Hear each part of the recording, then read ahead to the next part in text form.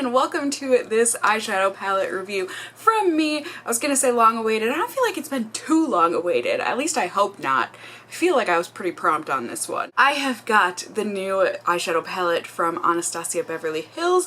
This is specifically the Norvina palette. She created this eyeshadow palette full of her go-to shades that, you know, they're full of some pastels and lots of shimmers, and just these were her happy shades. So she put them in a palette. You can see here that she just said that she wanted to create a palette that kind of embodied her spirit and something that could be very whimsical, also very bright, and just overall colors that make her feel happy. And I could see that. I totally agree. I think these are some very happy colors here, but I do also feel like this palette is for a very specific person. Not just specific to Norvina, but just in general. There's going to be a specific crowd, I think, that enjoys this palette as a whole. So, as you can see, it's just like the other Anastasia Beverly Hills palettes. Modern Renaissance, soft glam, subculture, all the good velvety palettes that I just want to rub my face on. It's got 14 shades. This one is arranged so that all of the shimmer shades are on top and then the matte shades are on the bottom.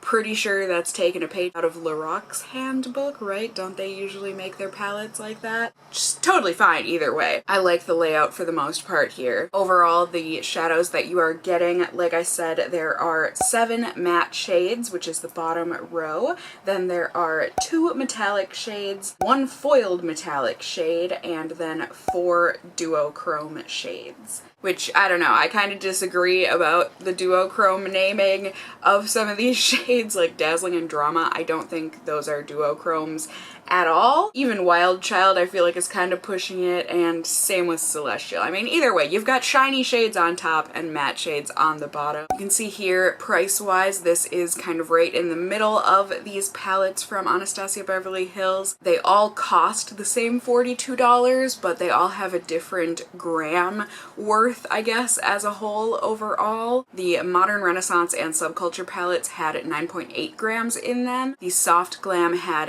10.36, which is why it is the cheapest cost per gram. And then this Norvina palette is 9.94 grams in total, so it's $4.23 per gram. These shadows from ABH are always expensive in terms of cost per gram. And I do think overall it is a lovely palette. Like I said, there are some drawbacks here. Now, as per usual, these shadows are more, in my eyes, like pressed pigments. It is a cruelty-free palette, but it is not vegan. There is carmine in some of these shades. Also of note, the Modern Renaissance and Subculture both have 6-month shelf lives.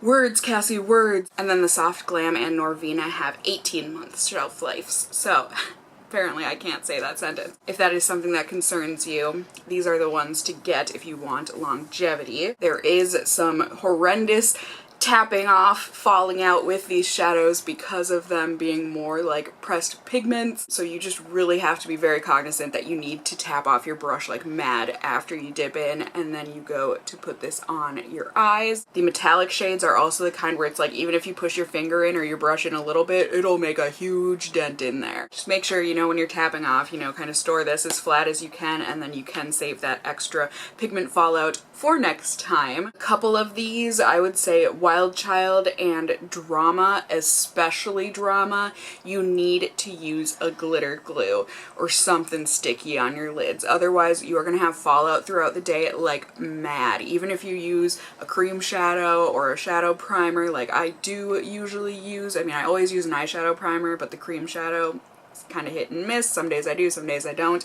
But Drama, if you don't use a glitter glue type thing, that's gonna be a mess all over your cheeks. So that's a bummer. But overall, I do think these shadows, these colors, all work very well together. They're very pretty. The drawback for me is that I feel like you get a very limited amount of looks you can make with this palette. Now, that being said, I'm not a makeup artist, so maybe that's probably a fault of my own, but I do feel like that's a thing that will be common amongst consumers, unless you are wildly creative with what you can put together. But I feel like so many of these shades, it's like the mattes that we're given are only compatible in so many different ways. Otherwise, you're gonna get muddiness just based on color theory and blending and cool and warm, you know? Like, you're only given so many things to put in your crease to really deepen things. Volatile Style and Passion being the two main contenders there, and then anything else, it's like you're gonna get warmth, but those are more cool, and you just have to be careful. It's not as bad as Subculture in terms of needing some color theory going on,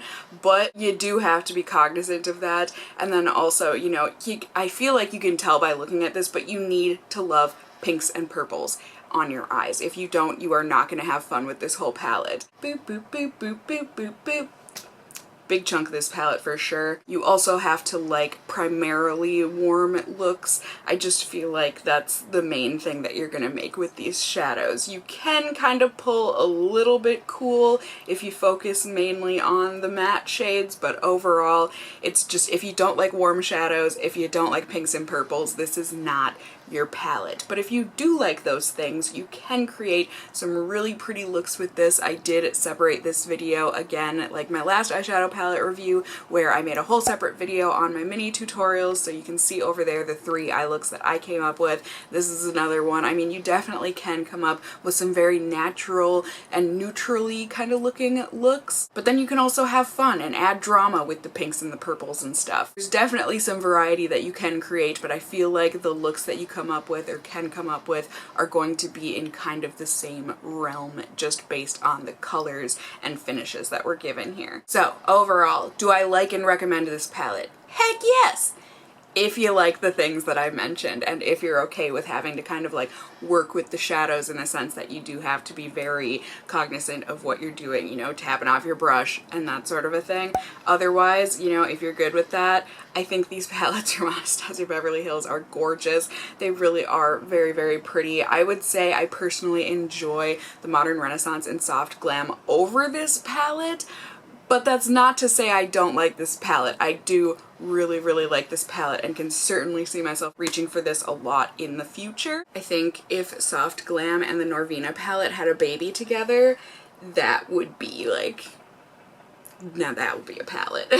So I think that about covers everything in terms of my overall kind of review. I have got swatches coming up here for you guys so you can see the difference between finger and brush swatches on these shadows. Some of them, I mean, it definitely makes a huge difference, especially with the metallics in this palette. So stay tuned for that. If you're done with the video, you're done with the video, bye. But otherwise, I'll see you all at the very end. So here we go, swatch time. What I do, what I do, da da do, da da do. What I do, what I do, da da do, da da do. What I do, what I do, da da do, da da do.